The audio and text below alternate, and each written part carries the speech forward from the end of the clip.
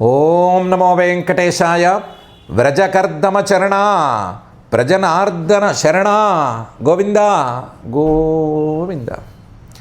సర్వామయ ప్రమథనాతి సుశీలనామ్నే సర్వార్తిహాన సువిచక్షణపాదధామ్నే సర్వానవద్య శుభకీర్తిద కర్మదామ్నే సర్వాత్మనే నమ ఇదం భవరీతి సీమ్నే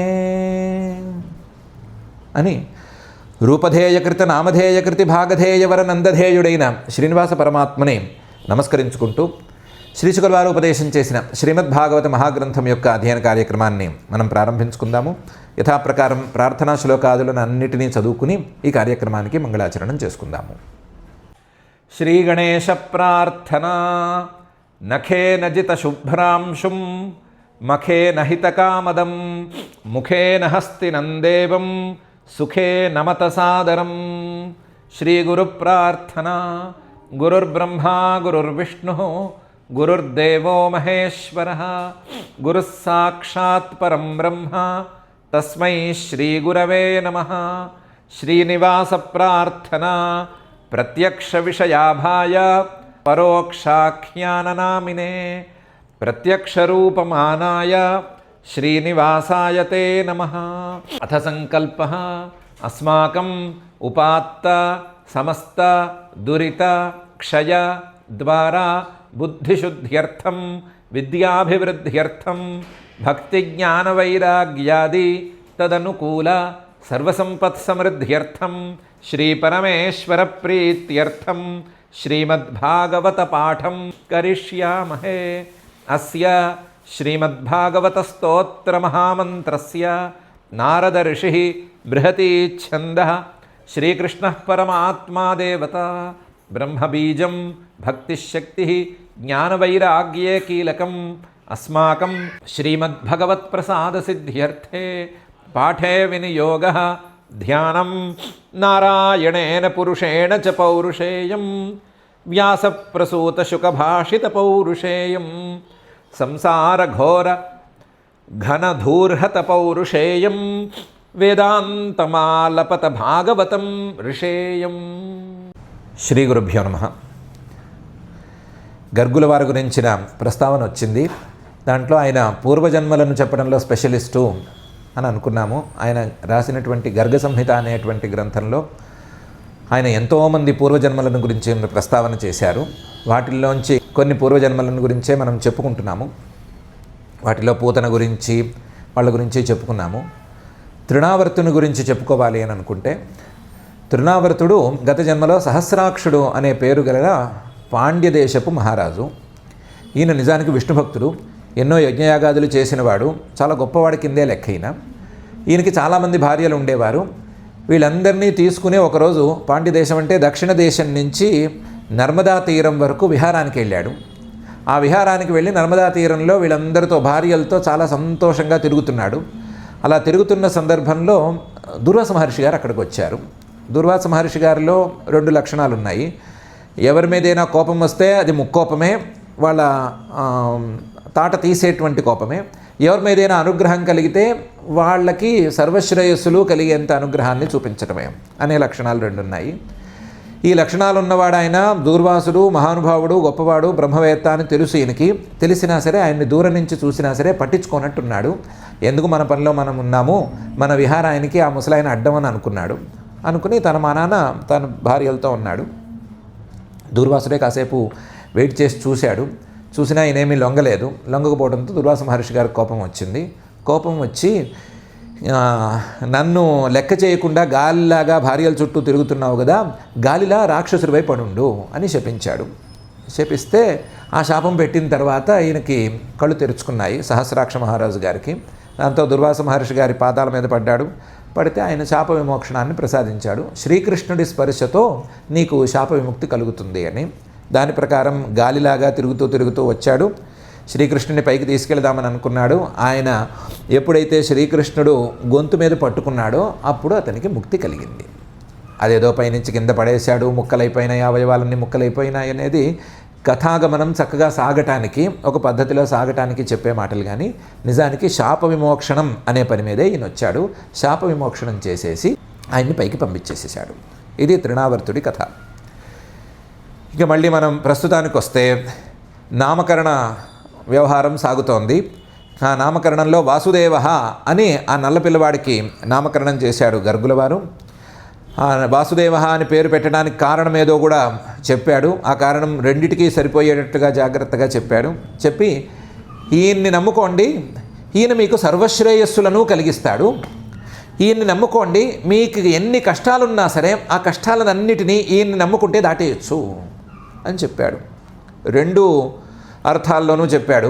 మామూలుగా వ్యవహార దశలో మీకున్న కష్టాలన్నిటినీ ఈయన తీర్చేస్తాడు, వ్యవహార దశలో మీకు కావాల్సిన ప్రయోజనాలన్నిటినీ ఈయన కలిగిస్తాడు అని అర్థం వచ్చేటట్లు చెప్పాడు.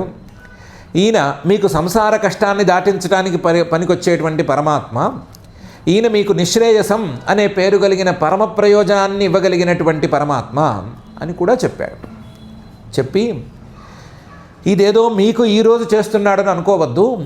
పురాణేన వ్రజపతే సాధవో దస్యుపీడితా అరాజకే రక్ష్యమాణా జిగ్యుర్దస్యూన్ సమేధితా అని చెప్పాడు. పురా ఇప్పుడు అనేన గత అవతారాలలో, మామూలు మాటలకేమో గత జన్మలలో, వ్రజపతే ఈ నందగోకులానికి అధిపతిమైనటువంటి ఓ నంద, అనేన ఈ పిల్లవాడే సాధవో దస్యుపీడితా రక్ష్యమాణా,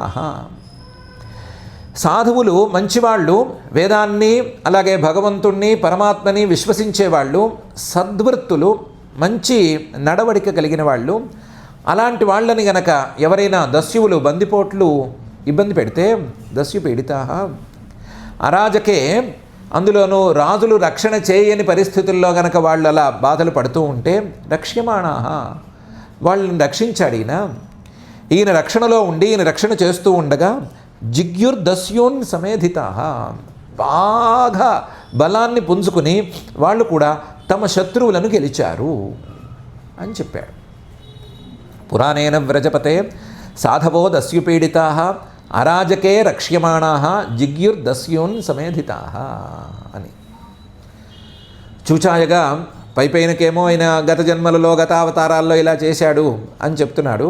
పైపై లోపలికి వెళితే కాస్త చూచాయగా ఎవరైనా సరే మనసు మీద పట్టు లేక, మనసు మీద ఒక బలం తెచ్చుకోలేక, మనస్సుకి బలం తెచ్చుకోలేక, మనస్సు అనేటువంటి రాజు సరిగ్గా పనిచేయలేక, లేదా బుద్ధి అనేటువంటి రాజు సరిగ్గా పనిచేయలేక, అరాజకే ఏ విషయంలోనూ సరియైన నిర్ణయాలు తీసుకోలేక, సాధవ ఏదో మంచి సద్వృత్తంలో ఉండాలి అనే అభిప్రాయంతో ఉన్నా సరే దస్యుపీడితా అంతఃశత్రువులతో గనక పీడింపబడుతూ ఉంటే ఈయన్ని పట్టుకున్నప్పుడు ఈయన ఆ అంతఃశత్రువుల్ని పోగొట్టి మనస్సుకి బలాన్ని తెచ్చి మనస్సుని మళ్ళీ నిలబెట్టి, మనస్సు అనేటువంటి రాజుని నిలబెట్టి, ఇంకొకసారి ఆ దస్యువులు అంతఃశత్రువులు దాడి చేస్తే ఈ మనస్సే వాటి మీద గెలుపు సాధించే స్థితికి తీసుకొచ్చి అట్టు పెడతాడు. మనస్సుని నిలబెడతాడు, మనస్సుని సరిచేస్తాడు, మనస్సుని అంతఃశత్రువులను గెలిచేటట్లుగా తయారు చేస్తాడు, మనస్సుకి నైపుణ్యాన్ని ఇస్తాడు, మనస్సుని పదును పెడతాడు అనే అర్థం వచ్చేటట్లు కూడా చెప్పాడు. పురాణేన వ్రజపతే సాధవో దస్యుపీడితా అరాజకే రక్ష్యమాణా జిగ్యుర్దస్యూన్ సమేధితా అనే శ్లోకంతో. దాన్నే ఇంకొక కోణంలో కూడా చెప్తున్నాడు. ఏతస్మిన్ మహాభాగా ప్రీతిం కుర్వంతి మానవా నారయోభిభవంత్యేతాన్ విష్ణుపక్షానివాసురా అని. మహాభాగా గొప్పవాళ్ళు ఎవరైనా సరే, గొప్పవాళ్ళమని అనుకునే వాళ్ళు ఎవరైనా సరే, ఏతస్మిన్ ఈ పిల్లవాడి మీద ప్రీతిం కుర్వంతి ప్రేమగా ఉన్నట్లయితే, మానవాహ మానవుల్లో ఎవరైనా సరే ప్రీతిం కుర్వంతి మానవాహ ప్రీతిగా ఉన్నట్లయితే గనక వాళ్ళని ఏనాన్ న అరయ అభిభవంతి శత్రువులు ఓడించలేరు. ఇలా విష్ణుపక్షానివాసురాహ శ్రీమన్మహావిష్ణువు పక్షంలోకి చేరిన వాళ్ళని అసురులు రాక్షసులు ఎలాగైతే ఓడించలేరు, అలాగే ఈయన్ని ప్రేమగా ఈ పసిపిల్లవాడిని ప్రేమగా చూసుకునే వాళ్ళని ఏ రాక్షసులు ఏ శత్రువులు ఓడించలేరు అని మరొక కోణంలో చెప్పాడు. అర్థమైపోతోంది సుమారుగాను. ప్రీతిని విషయాల మీద పెట్టుకున్నటువంటి వాళ్ళు ఆ ప్రీతి వల్ల, విషయ ప్రీతి వల్ల ఎంతోమంది శత్రువులకి ఓడిపోవలసి వస్తుంది, ఎంతోమంది శత్రువుల చేత తన్నులు తినవలసి వస్తుంది. కామ, క్రోధ, లోభ, మోహ, మద, మాత్సర్యాలు అనేటువంటి శత్రువులకి ఎంతోమందికి ఓడిపోవలసి వస్తుంది. ఇవి పేరుకే 6, ఇంకా చాలా ఉన్నాయి. వీటి పిల్లలు, మనవలు, వీటి తాలూకు బంధువులు, ఇవన్నీ చాలా ఉంటాయి. వాటన్నిటికీ ఓడిపోవలసి వస్తుంది. అలా కాకుండా ఆ విషయ ప్రీతిని పక్కన పెట్టి ఈయన మీద, ఈ పరమాత్మ మీద కనుక ప్రీతిని పెంచుకున్నట్లయితే నరయ అభిభవంత్యేతాన్. వీళ్ళు ఏ మానవులైనా సరే, ఎవరైనా సరే ఈయన మీద ప్రేమ పెంచుకుంటే ఈ శత్రువుల్ని గెలవగలుగుతారు. శత్రువులు వీళ్ళని ఓడించలేరు. విష్ణుపక్షాని వాసురాహ, శ్రీమన్మహావిష్ణువు అనేటువంటి ఆయన యొక్క పాలన రూపాన్ని ఆశ్రయించిన వారు ఎలాగైతే రాక్షసులకు ఓడిపోరో, అలాగే ఈయన యొక్క శుద్ధతత్వాన్ని ప్రేమించిన వారు, ఆయన మీద ప్రేమను ఉంచుకున్నవారు ఏ శత్రువులకు లొంగరు, ఏ శత్రువులకి ఓడిపోరు, హాయిగా సుఖంగా ఉంటారు అని కూడా చెప్పాడు. ఎందుకంటే ఏతస్మిన్ మహాభాగాః ప్రీతిం కుర్వంతి మానవాః అని సామాన్యంగా మానవాళిని మాత్రమే ఉద్దేశించి, మానవాళిని మొత్తాన్ని ఉద్దేశించి చెప్తున్నాడు.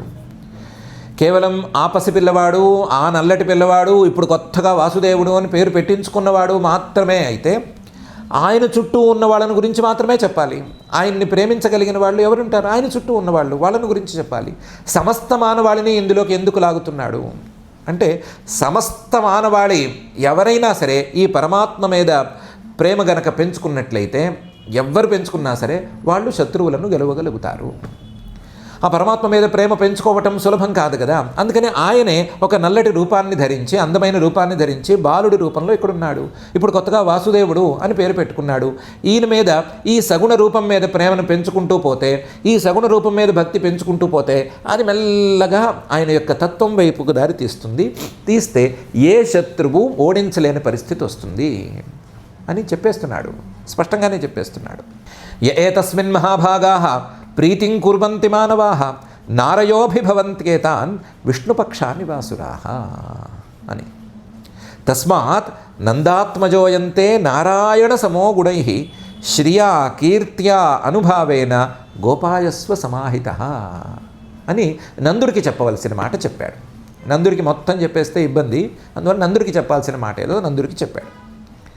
తస్మాత్, అందువల్ల ఈయన్ని ఆశ్రయిస్తే మీకు సకల శ్రేయస్సులు కలుగుతాయి కాబట్టి, ఈయన్ని గనక గట్టిగా పట్టుకుంటే మీరు దాటలేని కష్టాలన్నీ దాటగలుగుతారు కాబట్టి, ఈయన్ని ప్రేమిస్తే చాలు మీకు సకల శత్రు వినాశనం కలుగుతుంది కాబట్టి, అందరి మీద, శత్రువులందరి మీద మీకు గెలుపు అనేది లభిస్తుంది కాబట్టి, తస్మాత్ నంద, ఓ నందుడా, ఆత్మజః అయంతే, నీకు పిల్లవాడిగా ఎదుర్కొండా ఉన్నాడు నీ అదృష్టం.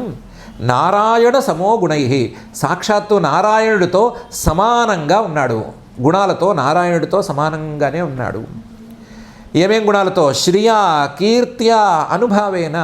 లక్ష్మీదేవి ఈయనకి సమానం, ఆయనకి సమానం. 2 రూపాలే కదా ఇవి, 2 ఆత్మలైతే కావు కదా. అందువల్ల లక్ష్మీదేవితో సమానమే. కీర్తి కూడా నారాయణుడికి, ఎక్కడో వైకుంఠంలో పడుకున్న నారాయణుడికి ఎంత కీర్తి ఉందో, కృష్ణావతారంలో వచ్చిన ఈయనకు కూడా అంతే కీర్తి ఉంది. అనుభావేన, ప్రభావం కూడా అంతటిదే ప్రభావం. అందువల్ల ఈయన నారాయణ సమహ, లేదో రామావతారంలోనో మరొక అవతారంలోనో తన సామర్థ్యాన్ని కప్పిపుచ్చుకుని వచ్చినట్టుగా రాలేదు. మొత్తం అన్నిటినీ తెచ్చేశాడు ఈయన. తన గుణగణాలన్నిటినీ తెచ్చేశాడు, తన ప్రభావాలను అన్నిటినీ కొని తెచ్చేసాడు. కాబట్టి సమాహిత, కాస్త జాగ్రత్తగా గోపాయస్వ, ఇతన్ని కాపాడు. గోపాయస్వ ఏంటో బయటకు కాపాడడం కాదు, ఆయన కాపాడడం ఆయన చూసుకుంటాడు, మనసులో కాపాడుకో, ఇన్ని చాలా లాభం కలుగుతుంది అని చెప్పాడు. తస్మాన్ నందాత్మజోయంతే నారాయణ సమోగుణై శ్రియా కీర్త్యానుభావేన గోపాయస్వ సమాహితః ఇత్యాత్మానం సమాదిశ్య గర్గే చ స్వగృహం గతే నందః ప్రముదితో మేనే ఆత్మానం పూర్ణమాశిషాన్. ఇత్యాత్మానం సమాదిశ్య, ఈ రకంగా గర్గుడు ఆదేశించి, ఈ రకంగా ఉపదేశం చేసి, గర్గేశ్చ స్వగృహం గతే, తన ఇంటికి తాను వెళ్ళిపోగా గర్గుడు, నందుడు ప్రముదిత, చాలా సంతోషించాడు. మామూలు సంతోషం కాదు, చాలా సంతోషించాడు. మేనే ఆత్మానం పూర్ణం, అమ్మయ్య నాకు కావలసింది అంతా దక్కింది అని సంతోషించాడు. లోక వ్యవహారంలో చూసుకుంటేనేమో ఈయనకేమీ కొరత లేదు, మిగతావన్నీ బాగానే ఉన్నాయి. పిల్లలే ఆలస్యంగా కలిగారు, ఇంతవరకు పిల్లలు కలగలేదు, ఇప్పుడు కలిగారు. కాబట్టి పిల్లలు కలిగారు. పిల్లవాడికి ఏమో గర్గుడు మంచి పేరు పెట్టాడు. పేరు పెట్టినప్పుడు మంచి పేరు పెట్టి ఈయన్ని కనుక మీరు జాగ్రత్తగా కాపాడుకుంటే అబ్బో మీకు దక్కనిది ఏమీ లేదు అని అన్నాడు. కాబట్టి పూర్ణం ఆశిషాం, నాకు కోరికలన్నీ తీరిపోయినట్లే, మంచి పిల్లవాడు పుట్టాడు అనేటువంటి ధైర్యంలో ఉన్నాడు.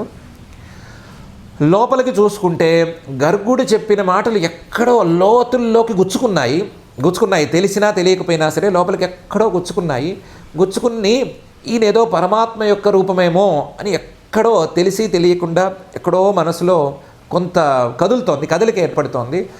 ఆ కదలిక వల్ల నాకు ఇక మీద ఏ కోరికలు అక్కర్లేదు, కోరికలతో సంబంధం లేనటువంటి పూర్ణానందుడు ఎదుర్కొండా ఉన్నాడు, పరిపూర్ణుడు ఎదుర్కొండా ఉన్నాడు అనే భావం ఎక్కడో చూచాయగా, గత జన్మల సంస్కారాలు ఎక్కడో పనిచేయగా తెలిసి తెలియకుండా లోపల నుంచి వస్తుంది. అందువల్ల కూడా సంతోషించాడు.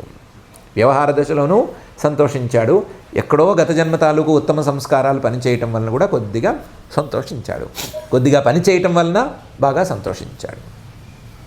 ఇత్యాత్మానం సమాదిశ్య గర్గే చ స్వగృహం గతే నందః ప్రముదితో మేనే ఆత్మానం పూర్ణమాశిషాం.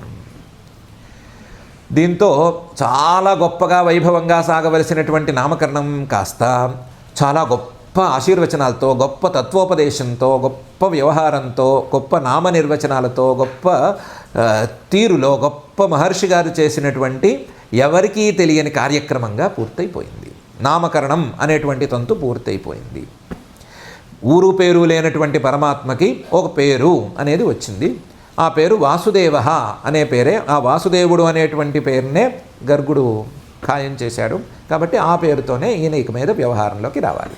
శ్రీకృష్ణుడు అనేది ఇంకా చాలా పేర్లున్నాయి, గుణాలతోనూ ఆయన యొక్క క్రియలతోనూ ఆయనకి చాలా పేర్లున్నాయి అని చెప్పాడు. కాబట్టి ఆ పేర్లలో శ్రీకృష్ణుడు అని కూడా వచ్చింది, చాలా పేర్లు వచ్చినాయి. కానీ వాసుదేవ అనే పేరు మంచి పేరు, రెండు అర్థాల్లోనూ మంచి పేరు. ఇలా వాసుదేవుడు బలరాముడు ఇద్దరూ వచ్చారు. ఈ నల్ల పిల్లవాడికి ఎర్ర పిల్లవాడికి చక్కగా పేర్లు వచ్చినాయి. పేర్లు వచ్చిన తర్వాత కాలేన వ్రజతాల్పేన గోకులే రామకేశవౌ జానుభ్యాం సహ పాణిభ్యాం రింగమాణౌ విజహృతు. కాస్త నెలలు పెరిగినాయి. కాలేన వ్రజతాం, కాలం ఆగదు కదా, అది నడుస్తూనే ఉంటుంది కదా, నడుస్తుంటే అల్పేన, మరీ ఎక్కువ కాలేదు కానీ 6వ నెలో 7వ నెలో వచ్చేసరికి గోకులే, ఈ గోకులంలో రామకేశవౌ, బలరాముడు కేశవుడు అంటే వాసుదేవుడు వీళ్ళిద్దరూ కూడా పాకటం నేర్చుకున్నారు. జానుభ్యాం సహ పాణిభ్యాం, ఎలా పాకుతున్నారు? చేతుల మీద ముందు వైపు ఆనుతున్నారు, వెనకాలేమో మోకాళ్ళ మీద ఆనిస్తున్నారు, అలా లేచి పాకుతున్నారు. జానుభ్యాం సహ పాణిభ్యాం రింగమాణౌ, ఒక్కసారి పాకటం వస్తే ఆగుతారా? రింగమాణౌ ఓహో తిరిగేస్తున్నారు. విజహృతు, వాళ్ళకి ఇష్టం వచ్చిన చోట తిరగటం ప్రారంభించారు. ఈ తిరగటం కేవలం ఇంటికి పరిమితం అవ్వలేదు, ఇంటి బయటకు కూడా వెళ్ళిపోతున్నారు. వాళ్ళని ఆపటం ఎవరి వల్ల కాదు, ఈ చురుకైన పిల్లల్ని ఆపటం ఎవరి వల్ల కావట్లేదు. గోకులే బయటికి కూడా వెళ్ళిపోతున్నారు. కాలేనం వ్రజతాల్పేన గోకులే రామకేశవౌ జానుభ్యాం సహ పాణిభ్యాం రింగమాణౌ విజహ్రతు. తావంఘ్రియుగ్మమనుకృష్య సరీసృపంతౌ ఘోష ప్రఘోష రుచిరం వ్రజకర్దమేషు తన్నాదహృష్టమనసావనుసృత్య లోకం ముగ్ధ ప్రభీతవదుపే ఉపేయతురంతి మాత్రో. ఈ పాకటం వచ్చి రాగానే మొదలుపెట్టారు, బయటికి యాత్రలు మొదలుపెట్టారు. తౌ ఇద్దరూ కూడా, ఇటువైపు వాసుదేవుడు అటువైపు బలరాముడు ఇద్దరూ కూడా అంఘ్రియుగ్మం, తమ కాళ్ళని లాగుతున్నారు, అనుకృష్య లాగుతున్నారు. అంత బలమేం రాలేదు, ఓ పరిగెత్తేంత, ఓ పాకితే ఏదో రేసులో పాల్గొనేంత ఏమీ బలం రాలేదు. అనుకృష్య లాగుతున్నారు, ఎంత వీలైతే అంత లాగేస్తున్నారు. సరీసృపంతో, ఒకవేళ కనుక లాగి ఏమైనా మోకాళ్ళు నొప్పుడితే, ఏమైనా మంట పుడితే కింద పడి కింద కూడా పాకేస్తున్నారు, పాముల్లాగా కూడా పాకేస్తున్నారు. కుదిరితే మోకాళ్ళ మీద పాకుతారు, ఏమన్నా మోకాళ్ళ మీద కాస్త విసుగ్గా ఉంది అని అనిపిస్తే మొత్తం శరీరం మొత్తాన్ని పాములా మార్చి పాములా కూడా పాకేస్తున్నారు. సరీసృపంతో ఎందుకు పాకుతున్నారు? ఏ లక్ష్యం మీద పాకుతున్నారు అంటే ఈ పాకేటప్పుడు వాళ్ళ నడుములకి కట్టినటువంటి మొలతాడుకి గజ్జెలు ఉన్నాయి కదా, ఆ గజ్జెలు ఖణ్ ఖణ్ ఖణ్ అని శబ్దం చేస్తున్నాయి. కాలికి పెట్టినటువంటి అందెల్లో ఉండేటువంటి గజ్జెలు కూడా చిన్న శబ్దం చేస్తున్నాయి. ఆ శబ్దం వీళ్ళిద్దరికీ నచ్చింది. ఆ శబ్దం రావటం కోసం పాకుతున్నారు. ఘోష ప్రఘోష రుచిరం. ఘోషాలు అంటే శబ్దం చేసేటువంటి తమ మొలతాళ్లకు కట్టినటువంటి గజ్జెలు, తమ అందెలకి ఉన్నటువంటి గజ్జెలు, ఈ గజ్జెల తాలూకు ప్రఘోషం కదిలినప్పుడు అవి చేసేటువంటి శబ్దాలు, వాటికి వీళ్ళు బయలుదేరారు. వాటి కోసం బయలుదేరారు. అంతే తప్ప వీళ్ళకి బయటికి వెళ్ళి ఏదో చూసేయాలి, అలా చేసేయాలి అనేటువంటి ఊహ ఇంకా రాలేదు. అందువల్ల దానికోసం బయలుదేరారు. రుచిరం, నిజానికి అది చాలా బాగుంది. ఆ శబ్దం కూడా చాలా బాగుంది, రుచిరంగా ఉంది. ఆ రుచిరం, ఆ శబ్దం రుచిరమైన శబ్దం వీళ్ళు పాకుతుంటే వస్తూనే ఉంది. ఆ శబ్దం కోసం వీళ్ళు పాకుతూనే ఉన్నారు. ఆ పాకటం ఇల్లు దాటారు, గడప దాటి వ్రజ కర్దమేషు, అక్కడ బురదగా ఉండేటువంటి గోకుల ప్రదేశాల్లో కూడా పాకటం మొదలుపెట్టారు. బురదగా ఎందుకు ఉండదు? అదేమీ వేరేది కాదు కదా, అది గొల్లపల్లె నిండా ఆవులు తిరుగుతూ ఉంటాయి. తిరిగితే వాటి గిట్టలకి చిన్న గుంతలు అవుతాయి. అందులో నీళ్లు నిలిచినా, గోమూత్రం నిలిచినా, కాస్త పేడ తయారైనా, ఏమైనా సరే కాస్త బురదగా తయారయ్యేందుకు అవకాశం ఎక్కువగా ఉంటుంది. ఆ బురదగా ఉండే ప్రాంతాలని అవాయిడ్ చేయాలి, వీళ్ళు చేయట్లేదు. వ్రజకర్దమేషు, అక్కడ కూడా వెళ్ళిపోతున్నారు. వెళ్ళిపోయి ఆ బురద కూడా వంట పట్టించుకుంటున్నారు. వ్రజకర్దమేషు తన్నాదహృష్ట మనసౌ, వాళ్ళకల్లా నడుస్తే పాకితే, ఆ పాకటం అనేది మోకాళ్ళ మీద పాకినా ఇంకో రకంగా పాకినా సరే ఆ పాకితే శబ్దం వస్తుంది. తన్నాదహృష్ట మనసౌ, ఆ శబ్దం వింటే వాళ్ళకి ఆనందంగా ఉంది. ఎక్కడికి వెళుతున్నాము, ఏం చేస్తున్నాము, అది బురద లేకపోతే తెడ ఇంకోట ఇవేం పట్టట్లేదు. తన్నాదహృష్ట మనసౌ అనుసృత్య 4-5 అడుగులు వేయటం, లేదా 4-5 బారలు అలా వెళుతూ ఉండటం. వెళితే అక్కడ ఎవరో మనిషి కనిపిస్తారు కదా, అనుసృత్య లోకం. అక్కడ మనిషి కనిపిస్తే కొత్త మనిషి, అప్పుడే కొత్త తెలుస్తోంది. 6-7 నెలల్లో 7-8 నెలల్లో సమయం సరిగ్గా తెలియట్లేదు, కానీ మొత్తం మీద కొత్త తెలుస్తునే వయసు. ఏమంటే కొత్త తెలుస్తోంది. కొత్త తెలిసేసరికి ముగ్ధ ప్రభీతవత్, వాళ్ళని చూసి ఏమో భయపడుతున్నారు. ఆ భయపడేటప్పుడు మొహం అమాయకంగా పెడుతున్నారు. ఎవరి కొత్త మనిషి అన్నట్టు అమాయకంగా పెడుతున్నారు. ముగ్ధ ప్రభీతవత్, అమాయకంగా మొహం పెట్టి ఏదో భయపడుతున్నట్లుగా నటించి కళ్ళింతవి చేసి ముగ్ధ ప్రభీతవత్ ఉపేయతు అంతిమాత్రోహో, మళ్ళీ వాళ్ళ అమ్మలు ఎక్కడున్నారని వెతుక్కుని వెనక్కి చూసుకుని వాళ్ళ అమ్మలున్న దగ్గరికి మళ్ళీ పరిగెత్తుకుంటూ, అంటే పాక్కుంటూనే పరిగెత్తుకున్నట్టుగా వచ్చేస్తున్నారు. ఉపేయతు అంతిమాత్రోహో, అడ్డం లేకపోతే, కొత్త మనిషి కానం రాకపోతే హాయిగా బురద నేలల్లోనైనా సరే పడి తిరిగేస్తున్నారు. కొత్త మనిషి కనిపిస్తే మాత్రం చూసి కాస్త భయపడి అమాయకంగా మొహం పెట్టి తల్లులు ఎక్కడున్నారో వెతుక్కుని వెనక్కి చూసుకుని వెనక్కి వస్తున్నారు. అంతవరకు వెనక్కి కూడా చూడట్లేదు, ముందుకు సాగుతూ ఉండటమే అన్నంత స్థాయిలో చేస్తున్నారు. తావంఘ్రియుగ్మం అనుకృష్య సరీసృపంతౌ ఘోష ప్రఘోష రుచిరం వ్రజకర్దమేషు తన్నాదహృష్ట మనసా వనుసృత్య లోకం ముగ్ధ ప్రభీతవదుపేయతురంతిమాత్రోహో. ఈ తల్లులు పిల్లల దగ్గరకు వస్తూనే ఏం చేస్తున్నారు అంటే, మీకు హైజినిక్ లైఫ్ ఇంకా అలవాటు అవ్వలేదు, బురదల్లో దొరుకుతున్నారు, దీన్ని తుడుచుకోవాలి, లేదా దీన్ని నీట్గా కడుక్కోవాలి, ఇంకోది అది రాసుకోవాలి, ఇది రాసుకోవాలి అనాలి కదా, అనట్లేదు. తన్మాతరౌ నిజసతౌ ఘృణయాస్నువంత్యౌ పంకాంగరాజగరుచిరావుపగుహ్యదోర్భ్యాం దత్వాస్తనం ప్రపిబతోస్మ ముఖం నిరీక్ష్య ముగ్ధస్మితాల్పదశనం యయతు ప్రమోదం. ఈ తల్లులు ఎవరు? యశోద అలాగే రోహిణి, వీళ్ళిద్దరూ నిజసుతౌ, తమ పిల్లలు తమ పిల్లల దగ్గరికి వస్తే, మళ్ళీ ఇందులో ఆవు దూడ వ్యవహారం ఉంది. దూడలకి లక్షణం ఉందంటారు. దూడలు తమ తల్లి దగ్గరికే పరిగెత్తుతాయి. ఎన్ని ఆవులు ఉన్నా సరే తమ తల్లి ఆవు దగ్గరికే దూడలు పరిగెత్తుతాయి అని అంటారు. అలాగే వీళ్ళిద్దరూ కూడా ఎవరి తల్లిల దగ్గరికే వాళ్ళు వెళుతున్నారు. అంటే వాసుదేవుడేమో చక్కగా యశోద దగ్గరికి వెళుతున్నాడు, బలరాముడేమో చక్కగా రోహిణి దగ్గరికి వెళుతున్నాడు. వెళుతుంటే ఆ నిజసుతవు తమ బిడ్డల్ని, తమ దగ్గరికి వచ్చినటువంటి బిడ్డల్ని చూడంగానే ఘృణయ పరితపించిపోతున్నారు. దయతో అల్లల్లాడిపోతున్నారు. ఘృణయ స్నువంత్యౌ, ఎంత దయ, ఎంత ప్రేమ కురిపిస్తున్నారంటే ఆ దయకి, ఆ ప్రేమకి వాళ్ళకి వెంటనే వాళ్ళ పిల్లల్ని చూసిన వెంటనే పాలు కారిపోతున్నాయి. స్నువంత్యౌ, పాలు కార్చేసుకుంటున్నారు. మరి పాలు కారిపోతుంటే పాలు పట్టించాలి కదా. ఇంకా పాలు తాగే వయసులో ఉండే పిల్లలే కదా, నెలల పిల్లలే కదా, పాలు తాగుతారు కదా. ఏడాది నిండేంత వరకు చక్కగా పాలు తాగొచ్చు. 3 ఏళ్ల వరకు పాలు ఇచ్చిన మహాతల్లులు ఉన్నారు. 3 ఏళ్ల వరకు తాగిన మంచి పిల్లలు కూడా ఉన్నారు. కాబట్టి పాలు ఇవ్వచ్చు. మరి పాలు ఇవ్వాలంటే ఒళ్ళంతా బురదాయే. పాపం అప్పటికే స్నానం చేయించి నీళ్లు పోసి చక్కగా ఒళ్ళంతా ఆ తైలం ఈ తైలం మర్దన చేసి ఒళ్ళంతా గంధం లాంటివి ఏదో పూసి అందంగా తయారు చేశారు. కానీ వీళ్ళేమో బురదల్లో దొల్లారు. వీళ్ళ ఒంటికి రాసిన అంగరాగము అలాగే ఈ బురద రెండూ కలిసి ఏకమైపోయినాయి. రెండిటికి తేడా తెలియట్లేదు. అలాంటి పరిస్థితుల్లో ఉన్నారు కదా. మరి ఏం చేయాలి అంటే వాళ్ళకి అసలు ఆ బురదలా కనిపించట్లేదు. ఆ తల్లులిద్దరికీ బురదలా కనిపించట్లేదు. ఆ తల్లులిద్దరికీ తాము పూసిన గంధంలాగానే అనిపిస్తోంది ఆ బురద.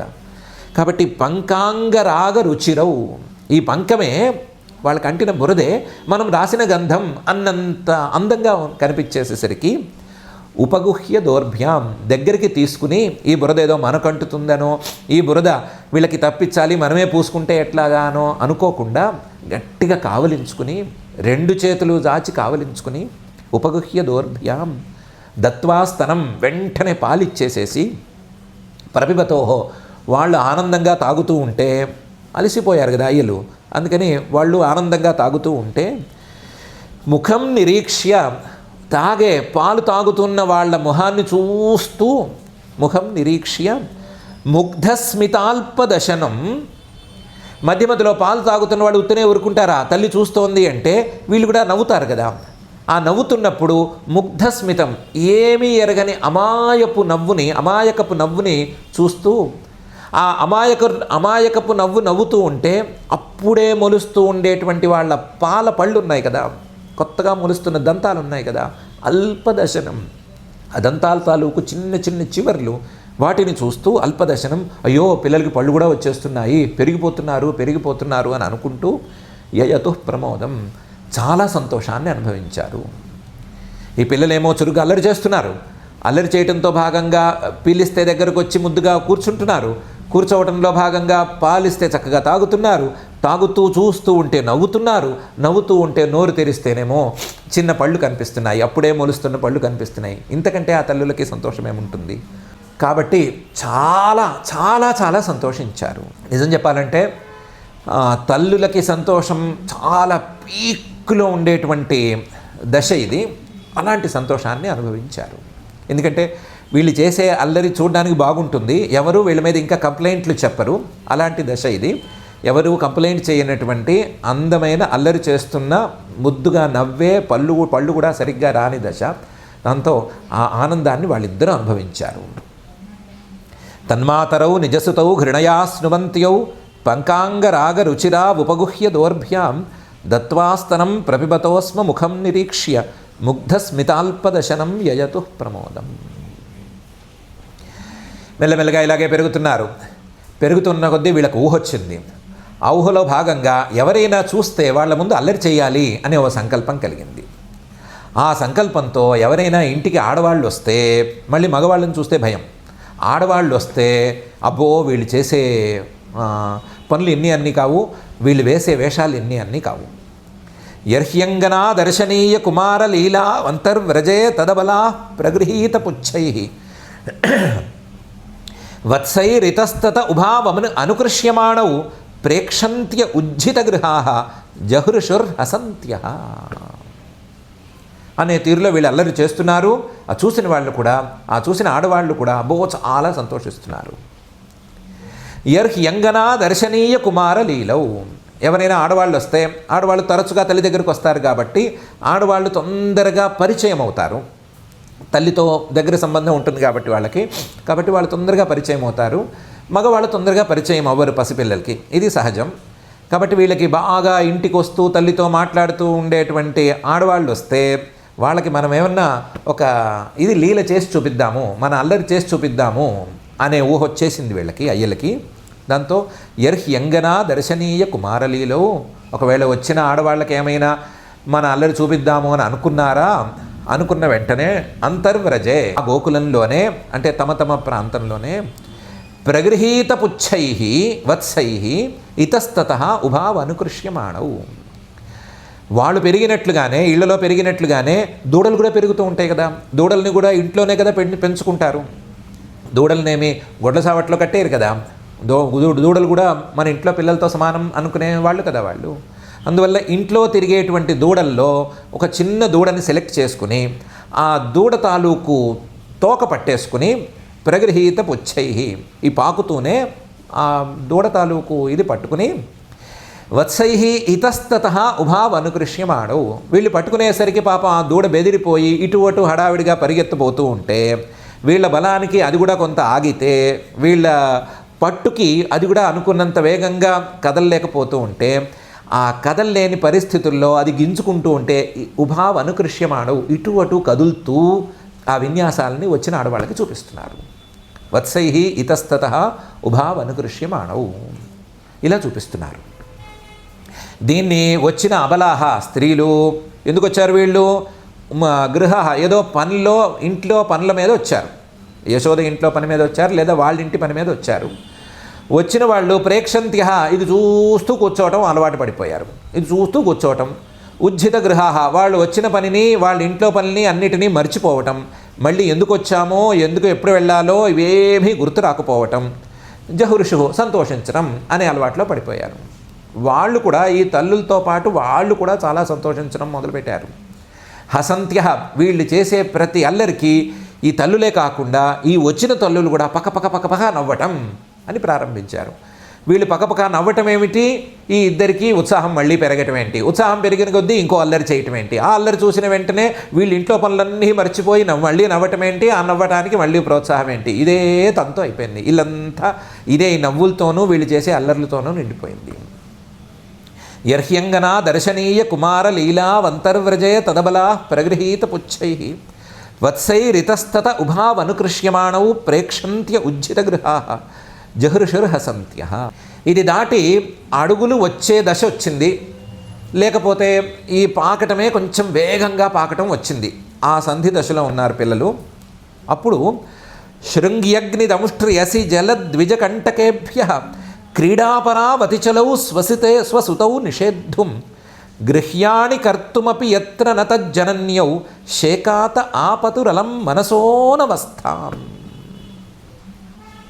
వీళ్ళు పాకుతుంటే ఈ పాకే వాళ్ళకి ఏం అడ్డం తగులుతుందో అని తల్లులకి ఒకటే తపన. ఏమేమి అడ్డం తగలచ్చు, శృంగి ఇంట్లో తిరిగేటువంటి పశువులు అడ్డం తగలచ్చు. ఆ పశువుల్లో దూడలైతే పెద్ద సమస్య లేకపోవచ్చు, కానీ అప్పుడప్పుడే కొమ్ములు వస్తున్న దూడలు కానీ లేదా కొమ్ములు ఉన్న పశువులు కానీ తగిలితే ఏమైనా ఉందా పిల్లలకి? పోనీ అవన్నీ సాధు జంతువులు ఏం చెయ్యవు అని అనుకుందాము. తల్లులు అలా అనుకుని ఊరుకుంటారా? ఊరుకోరు కదా. అమ్మో కొమ్ములున్నాయి కాబట్టి ఏ జంతువుకు తగిలితే ఏ జంతువు కొమ్ము తగిలితే వీళ్ళకి ఇబ్బంది అని వాళ్ళు భయపడతారు కదా. అలా భయపడ్డం అనేది తయారైపోయింది. ఇది కాక అక్కడక్కడ ఏ పొయ్యో రాజేసుకోవాలి కదా. రాజేసుకుంటే ఆ అగ్గి జోలికి వీళ్ళు ఏమన్నా వెళతారేమో, వెళ్ళిన వాళ్ళు ఆ అగ్గిలో ఏమన్నా చెయ్యి పెడతారేమో అని టెన్షన్ పడుతున్నారు. అగ్ని, దంష్ట్రి, ఇది కాక కూరలున్న జంతువులు ఏమైనా మీద పడతాయేమో అని భయపడుతున్నారు. పిల్లులు అవి తిరుగుతూ ఉంటాయి కదా, మరీ కుక్కల్ని పెంచుకోరేమో వాళ్ళు, కానీ పిల్లులు అవి తిరుగుతాయి కదా, అవి ఏమైనా వీళ్ళ చర్మం మీదకి ఏమైనా కూర పళ్ళు ఏమైనా గుచ్చుతాయేమో, వీళ్ళు ఏమైనా ఇష్టం వచ్చినట్టు తిరుగుతున్నారు, వాటి మీద పడితే వాటికి తెలియక ఏమైనా కరిచేస్తాయేమో అని భయపడుతున్నారు. అక్కడక్కడ కత్తిపీటలు పెడతాము, కూరలు తరిగే కత్తిపీటలో చాకులో ఏదో ఒకటి. ఎంత జాగ్రత్తగా ఉన్నామని అనుకున్నా మర్చిపోయినా ఇంకోటైనా పెడతాం కదా, అదేమన్నా తగులుతుందేమో. పైగా వీళ్ళేమి కూర్చునే రకాలు కారు, ఎక్కడ కత్తులుంటే అక్కడికి పరిగెత్తే రకాలే, కాబట్టి అవేమన్నా తగులుతాయేమో. జల, ఎక్కడ పడితే అక్కడ తడి ఉంటే చాలు వెళ్ళి తప్ప కొడుతున్నారు, లేదా అందులో దొర్లుతున్నారు. ఇలా తడి తగులుతూ ఉంటే వీళ్ళకి ఏమైనా జలుబులు చేస్తాయేమో. ద్విజ, రకరకాల పక్షులు తిరుగుతున్నాయి, ఏమైనా పొడుస్తాయేమో, ఏ కాకో పొడుస్తుందేమో, కాకులకి పొడిచే అలవాటు కూడా ఉంది, ఏమైనా పొడుస్తాయేమో. కంటకేభ్య, ఎక్కడ ముళ్ళున్నాయో, ఏం పాడో, రాళ్ళు ఉన్నాయో, వాటి మీదకి ఏమన్నా వెళతారేమో, అనవసరంగా దెబ్బలు తగిలించుకుంటారేమో, గీతలు పడతాయేమో అని విపరీతంగా భయపడుతున్నారు. పోనీ వీళ్ళు ఏమైనా ఆగమంటే ఆగుతారా? ఆగరు కదా. క్రీడాపరవు, ఎప్పుడు చూసినా ఆటలు ఆటలు ఆటలు ఆటల్లో మునిగిపోయి ఉన్నారు. అతి చపలవు, ఒక చోట నిలకడగా కూర్చోవటం అనేది ఇద్దరికీ లేదు. ఇద్దరు అలాంటి వాళ్ళే, ఒకళ్ళకొకళ్ళు అలాగే ఉన్నారు. అతి చపలవు. కానీ స్వసుతవు, వాళ్ళ పిల్లలే కదా. అందువల్ల నిషేద్ధం, ఒరే అటెళ్లకు అక్కడ కత్తుంది, ఇక్కడ మూళ్ళున్నాయి, ఇటు వెళ్ళొద్దు, అటు పిల్లుంది అని భయపెట్టి అటువైపు వెళ్లకుండా చేయటానికి వీళ్ళ తల ప్రాణం తోకకొచ్చిందంటే నమ్మాలి. ఎంత అంటే గృహ్యాణి కర్తుమపి, ఇంట్లో పనులు కూడా వాళ్ళు చేసుకోలేని పరిస్థితి వచ్చేసింది. గృహ్యాణి కర్తుమపి, ఇంట్లో పనులు చేసుకోవాలన్నా సరే ఎప్పుడు చూసినా వీళ్ళ తప్పనే అవుతోంది, వీళ్ళని ఆపటమే అవుతోంది. వీళ్ళు ఇటు పారిపోయేవాడు ఒకడు, అటు పారిపోయేవాడు ఒకడు, వీడిని పట్టుకోవటమే అని పని అవుతోంది. ఎత్ర నతజ్జనన్యం శేకాతే, ఇంటి పనులు చేసుకోవటానికి కూడా వాళ్ళకి శక్తి లేకుండా పోతోంది. అంత తీరుబడి కూడా లేకుండా పోతోంది. తీరిక అనేది లేకుండా వీళ్ళు ఆటలాడుతుంటే వీళ్ళకి ఏ ప్రమాదం రాకుండా కాచుకోవటమే పెద్ద పని అవుతోంది. అటువైపు వెళ్లకుండా చూసుకోవటమే పెద్ద పని అవుతోంది. ఆపతురలం మనసః అనవస్థాం, అసలు మనస్సు స్థిమితంగా ఉండటం అనేది వీళ్ళిద్దరికీ లేనే లేదు.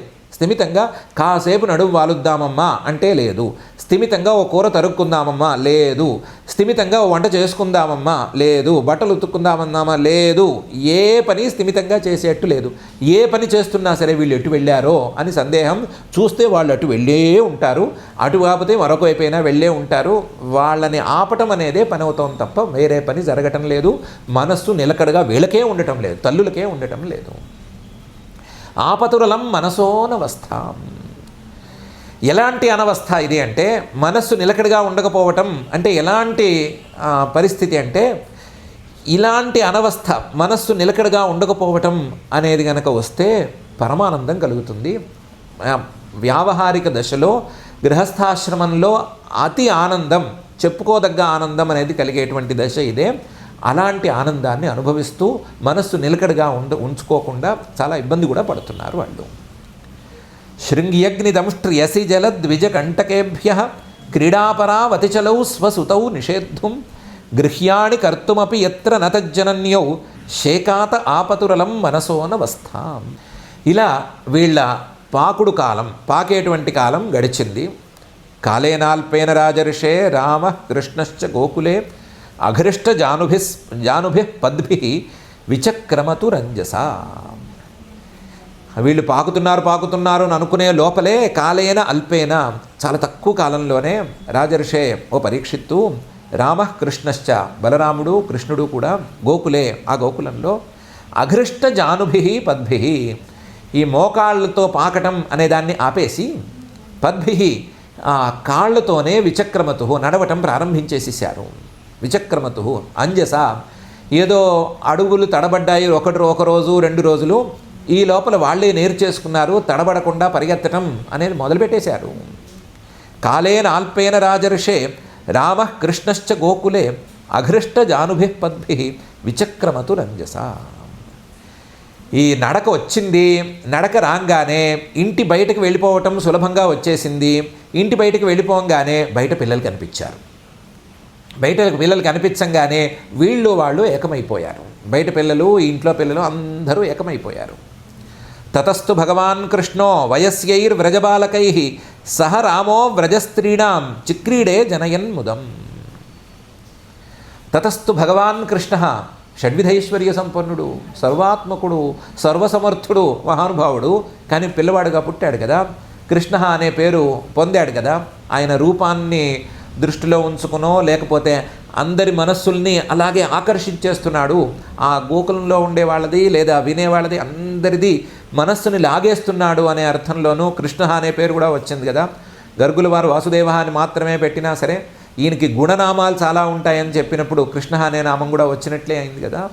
ఆ కృష్ణుడు వయస్యైః, తన వయస్సులో ఉండే, తన వయస్సుకు ఇటు అటు ఉండేటువంటి వ్రజబాలకైః, గోకులంలో ఉండే పిల్లలతో తొందరగా కలిసిపోయాడు. సహజంగానే పరమాత్మగానే జీవులతో సఖ్యం చేయటం అనే అలవాటు ఉన్నటువంటి ఈయన మిగతా పిల్లలతో తొందరగానే స్నేహం చేశాడు. మొహం ముడుచుకుని ముభావంగా ఉండి అలా ఏమీ లేడు. తొందరగా పిల్లలతో కలిసిపోయాడు. పసిపిల్లలు తొందరగా కలవటం సరే, ఈయన పరమాత్మగా తొందరగా జీవులతో కలిసే లక్షణం ఉన్నవాడు. తొందరగా అందరినీ ఆకర్షించి అందరినీ ఉద్ధరిద్దామనే తపన ఉన్నవాడు. అందుకని పిల్లలతో తొందరగా కలిసిపోయాడు. కలిసిపోయి సహరామ, రాముడు ఎలాగూ బలరాముడు ఎంతో సహా ఉండనే ఉన్నాడు కదా. చిక్రీడే, ఇంకా ఆటలు మొదలుపెట్టాడు.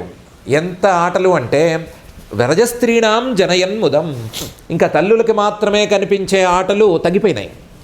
వ్రజస్త్రీణాం, ఆ వ్రజంలో ఉండేటువంటి స్త్రీలందరికీ కనిపించేసేస్తున్నాయి. స్త్రీలకే ఎక్కువ కనిపిస్తున్నాయి. ఎందుకంటే వీళ్ళు ఇంకా స్త్రీలకే దగ్గరగా ఉన్నారు, పురుషుల దాకా వెళ్ళలేదు, ధైర్యం పూర్తిగా రాలేదు. వ్రజస్త్రీణాం చిక్రీడే జనయన్ముదం, వాళ్ళకి ఆనందాన్ని పంచుతూ, తల్లులకు కూడా ఆనందాన్ని పంచుతూ ఆటలాడటం మొదలుపెట్టాడు. ఈయన పాకితేనే తట్టుకోలేకపోయారు. ఈయన నడిస్తే ఇంకెలా ఉంటుంది? ఈ నడిచిన వాడు మిగతా వాళ్ళతో కలిసినప్పుడు వాళ్ళతో కలిసి ఇంకా అల్లరి చేయడం మొదలు పెడితే ఎలా ఉంటుంది చెప్పనక్కర్లేదు. తతస్తు భగవాన్ కృష్ణో వయస్యైర్వ్రజబాలకై సహ రామో వ్రజస్త్రీణాం చిక్రీడే జనయన్ముదం. కృష్ణస్య గోప్యో రుచిరం వీక్ష్య కౌమారచాపలం శృణ్వంత్యాః కిల తన్మాతుః ఇతి హోచుః సమాగతాః. ఇల్లు దాటడం, గడప దాటడం, అలాగే వాకిలి దాటడం, లేకపోతే పంచ దాటడం, కాంపౌండ్ వాల్ దాటడం, రోడ్డు దాటడం, అన్నీ దాటిపోయినాయి, అన్నీ అయిపోయినాయి. అన్నీ అయిపోయి ఇళ్లల్లోకి జ్వరపడటం అనేది కూడా మొదలైంది. ఆ జ్వరపడటానికి పెద్ద గ్యాంగ్ కూడా ఉంది. సరే, బలరాముడు ఉండనే ఉన్నాడు. వీళ్ళందరూ కలిసి ఏ ఇంట్లో పడితే ఆ ఇంట్లోకి చేరి, ప్రతి ఇంట్లోకి చేరి ఏవేవో పనులు చేయడం మొదలుపెట్టారు. మొదలుపెడితే వీళ్ళందరికీ నాయకుడు ఎవరు అని వెతికారు ఆడవాళ్ళందరూ. వెతికితే ఈ కృష్ణుడే తేలాడు, ఈ అయ్యవారే తేలాడు. తేలితే అమ్మో మీ అబ్బాయి చాలా అల్లరి చేస్తున్నాడు అని యశోదామాతకి కంప్లైంట్ చేయడానికని ఒకరోజు అందరూ కట్టకట్టుకుని వచ్చారు. కట్టకట్టుకునే వచ్చేటప్పుడు మాత్రం ముందు సరిగ్గా గమనించే వచ్చారు. కృష్ణస్య, శ్రీకృష్ణుడు యొక్క రుచిరం, నిజానికి అందమైనటువంటి కౌమార చాపలం, చిన్నపిల్లలు చేసేటువంటి అల్లరిని గోపికలందరూ వీక్ష్య బాగా చూశారు. చూసిన విషయం తల్లికి చెప్పాలి కదా, చెప్పకపోతే ఎట్లాగా అని సమాగతాః, ఇంటికొచ్చి కట్టకట్టుకుని ఇంటికొచ్చి శృణ్వంత్యాః కిల తన్మాతుః, ఆ తల్లి వింటూ ఉండగానే తల్లి వినటం కోసమనే ఇతి హోచుః, ఈ విధంగా చెప్పారు. కంప్లైంట్ అనేది మొదలైపోయింది. కృష్ణస్య గోప్యో రుచిరం వీక్ష్య కౌమారచాపలం శృణ్వంత్యాః కిల తన్మాతుః ఇతి హోచుః సమాగతాః అని శ్రీశుకుల వారు చెప్తున్నారు. ఏమని కంప్లైంట్ చెప్పారు? ఏం కంప్లైంట్ చెప్పారో రేపు చూసుకుందాము. గర్గుల వారు ఏం చెప్పారో ఇప్పుడు చూసుకుందాము. గర్గుల వారు ఏం చెప్పారు అంటే, మానవులు ఎవరైనా సరే మిగతా వాటి మీద ప్రీతిని పక్కన పెట్టి ఈయన మీద ప్రేమను గనక పెంచుకుంటే వాళ్ళ అంతఃశత్రువుల్ని గెలవగలుగుతారు. ఎవరైనా సరే ఈయన్ని గనక పట్టుకుంటే వాళ్ళు దాటలేని కష్టాలను దాటగలుగుతారు.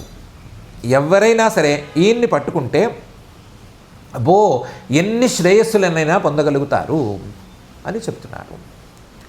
ఆ పట్టుకోవటం అనేది తత్వాన్ని పట్టుకోవాల్సిన అవసరం ఏమీ లేదు. తత్వాన్ని పట్టుకోలేకపోతున్నారు అనే ఉద్దేశంతోనే కదా ఒక రూపాన్ని ధరించి ఆయన వచ్చాడు. కాబట్టి రూపాన్ని పట్టుకున్నా చాలు, ఆ రూపం మీద శ్రద్ధను పెంచుకున్నా చాలు, ఆ రూపం మీద ప్రేమను పెంచుకున్నా చాలు, ఆ రూపాన్ని ఇష్టపడినా చాలు, ఆ రూపాన్ని కొలుచుకున్నా చాలు, మనసులో ప్రేమగా పిలుచుకున్నా చాలు, ఏం చేసినా చాలు, కష్టాలన్నీ పోతాయి. ఈ సాంసారికమైనటువంటి కష్టాలన్నీ పోయి పరమానందం సంప్రాప్తిస్తుంది అని చెప్తున్నారు గర్గుల వారు.